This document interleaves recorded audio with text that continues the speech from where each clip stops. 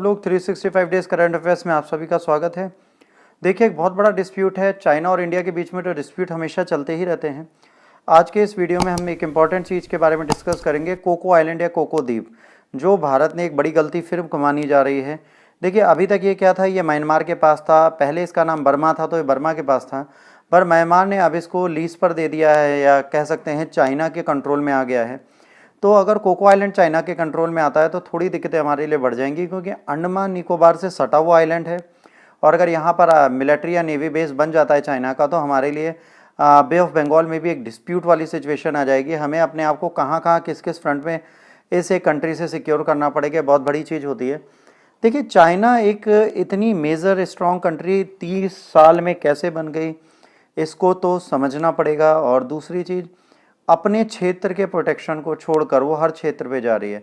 हम लोग क्यों नहीं समझ पा रहे कि ये किसी क्षेत्र में जाए उससे पहले अगर हम चाइना के क्षेत्र में ही अपना दबदबा बढ़ाएं, या वेस्टर्न वर्ल्ड भी यही करे कि चाइना के आसपास की सराउंडिंग में अपना बेस बनाए, सब बनाए, तो चाइना को थोड़ा समय मिलेगा। चाइना से उन्हें समय मिलेगा कि चाइना अपनी देशों को पहले देखेगी, ना कि बाहर की चीज़ों को। बट हम उसे करने की जगह उसको टैकल करने के दूसरे तरीके ढूंढते हैं। चाइना पूरी दुनिया में घूम रही है, सारी दुनिया को टैकल कर रही है। ये चीज़ें लोगों को समझने की ज़रूरत है। कोको आइलैंड जैसे आप रेड सर्कल से देख रहे हैं, कोको द्वीप है। 2010 में पानी में सबमर्ज हो चुका था, फिर ये वापस इसको आर्टिफिशियली फिर से क्रिएट करके चीज़ें कर कर कोको आइलैंड को फिर से ऑन पिक्चर ले आया गया है।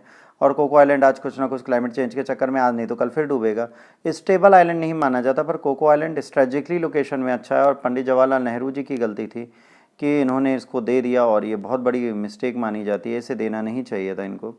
बट देखिए, अब इंडिया की बात करें तो Arabian Sea, Bay of Bengal और इंडियन ओशियन में फैला हुआ ये कॉन्टिनेंट है। छोटा सा कंट्री है हमारी, और एशिया सब कॉन्टिनेंट एशिया कॉन्टिनेंट में आता है, और इंडिया को सब कॉन्टिनेंट भी बोला जाता है। तो ये सब कॉन्टिनेंट अगर आप बात करेंगे तो Indian Ocean, Arabian Sea of Bay of Bengal में फैला हुआ है। और इसके पास दोनों साइड छोटे छोटे आइलैंड है। इधर लक्षद्वीप है, जिसे लक्षद्वीप बोला जाता है आज की डेट में, और उधर साइड अंडमान निकोबार है, जिससे हम अपना बे ऑफ बंगाल और अरेबियन सी को प्रोटेक्ट कर सकते हैं। अब अगर आप ध्यान से देखें, अंडमान निकोबार के पास से, अंडमान निकोबार से हम अपना कोलकाता हो गया, विजैक हो गया, चेन्नई हो गया, कहीं पर भी जाना चाहें तो 1190, 1200 और 1255 किलोमीटर की दूरी पड़ती है हम लोगों के वहाँ से। कोको आइलैंड जो है वो बहुत पास है। कोको आइलैंड 45 किलोमीटर दूर है सिर्फ अंडमान निकोबार से।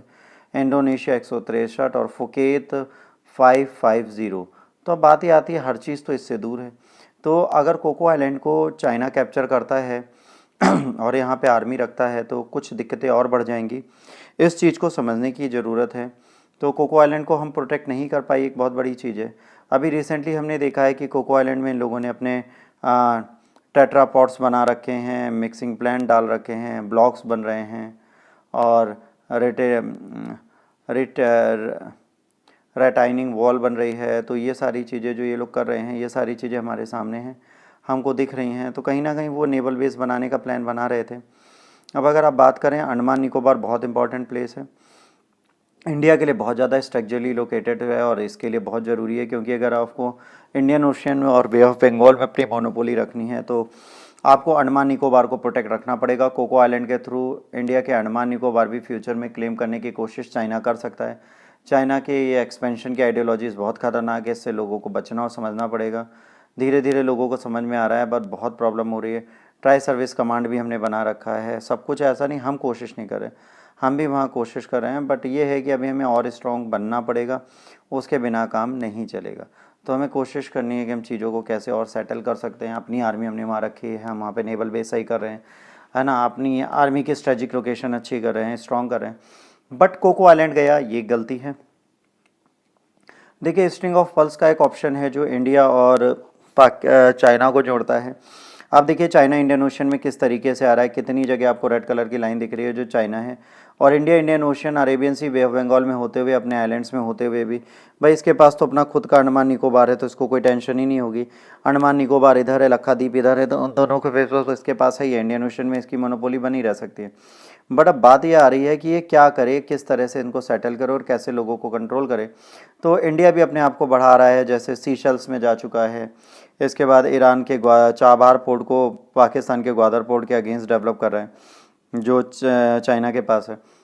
तो चाइना ने इंडिया को बहुत ज़्यादा स्ट्रेटेजिकली परेशान कर रखा है और बहुत अच्छे से घेर रखा है।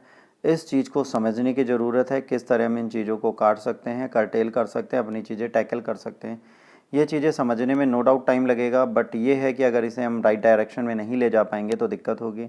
और एज ऑब्वियस है अगर आप इंडियन ओशन में जाएंगे तो ब्रिटेन और यूएस के भी नेवल बेस यहाँ पर हैं, जहाँ पे इंडिया को सपोर्ट मिलता है। इंडिया चाहे तो इनके नेवल बेस यूज़ कर सकती है। तो देखिए, काउंटर करने के लिए इंडिया बहुत ज़रूरी है, वेस्टर्न वर्ल्ड के लिए भी। मैंने पहले भी कहा कि अगर आप चाइना को टैकल करना चाहते हैं तो चाइना की टेरिटरी के आसपास अपनी मोनोपोली बढ़ाइए, जिस तरह इंडिया के आसपास चाइना अपनी मोनोपोली बढ़ाते हुए दिख रहा है। वो वर्ल्ड वाइड जितने एनिमीज़ हैं उनके आसपास अपने बेसेस बना देता है। ये चीज़ अमेरिका पहले करता था, अब चाइना कर रहा है, तो इस चीज़ को हमें भी सीखना पड़ेगा, हमें भी अपने नेवल बेस बढ़ाने पड़ेंगे।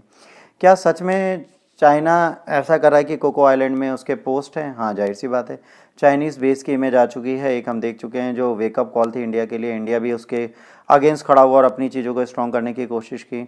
इसका चाइना का रेडार स्टेशन भी है ग्रेट कोको आइलैंड में। ग्रेट कोको आइलैंड से इंडिया जो है वो 45 किलोमीटर अंडमान निकोबार रह जाता है, तो बहुत बड़ी चीज़ है। हमको सोचना पड़ेगा हम इसके लिए क्या कर सकते हैं, तो चीज़ें स्ट्रॉन्ग करने की ज़रूरत है।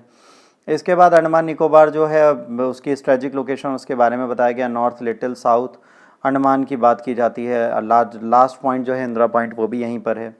इक्वेटर के पास है, स्ट्रेटेजिक लोकेशन अच्छी, इंडियन ओशन के बहुत पास है, बहुत इंपॉर्टेंस हमारे लिए रखता है। तो अंडमान निकोबार को हम इस तरह नहीं छोड़ सकते। अब बात आती है इंडिया को क्या करना चाहिए अंडमान निकोबार को प्रोटेक्ट करने के लिए। तो इंडिया सिर्फ एक काम कर सकती है, इंडिया इन चीज़ों को राइट डायरेक्शन में ग्रोथ में लाने के लिए। पहली चीज़ ये कर सकती है कि इंडिया अगर चाहे तो इंडिया अंडमान निकोबार के आसपास अपनी चीज़ें और स्ट्रॉन्ग कर सकती है और स्ट्रेंथन कर सकती है।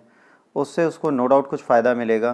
पहला फ़ायदा बेटा उसको ये मिलेगा कि अगर ये अंडमान एंड निकोबार के आसपास के एरिया में अपना आर्मी एंड बेस स्ट्रॉन्ग कर लेती है तो कहीं ना कहीं ये चाइना को टैकल कर सकती है। दूसरा, वेस्टर्न वर्ल्ड के साथ मिलकर इनको काम करना पड़ेगा, क्योंकि जब तक ये वेस्टर्न वर्ल्ड के साथ मिलकर काम नहीं करेंगे, खुद को स्ट्रॉन्ग नहीं बना पाएंगे। तो इनकी स्ट्रेंथ बढ़ाने के लिए वेस्टर्न वर्ल्ड भी बहुत ज़रूरी है, उसको भी इन्हें ऐड करना पड़ेगा। इंडिया को सोचना पड़ेगा स्ट्रिंग ऑफ पल्स के अगेंस्ट वो किस तरह अपने काम कर सकते हैं, इसके अगेंस्ट इन्हें काम करना पड़ेगा। इंडिया को अपनी आर्मी और अपने डिफेंस को और स्ट्रॉन्ग करना पड़ेगा।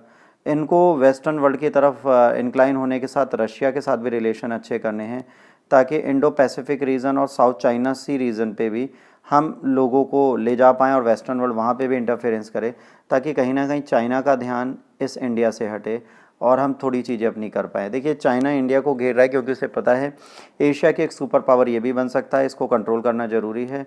उसी पर्पज़ से लोग काम कर रहे हैं, जो कहीं ना कहीं एक बड़ा रीजनल क्वेश्चन बन जाता है कि रीजनल पावर्स में कौन स्ट्रांग होगा। तो रीजनल पावर में चाइना या इंडिया, वही चल रहा है।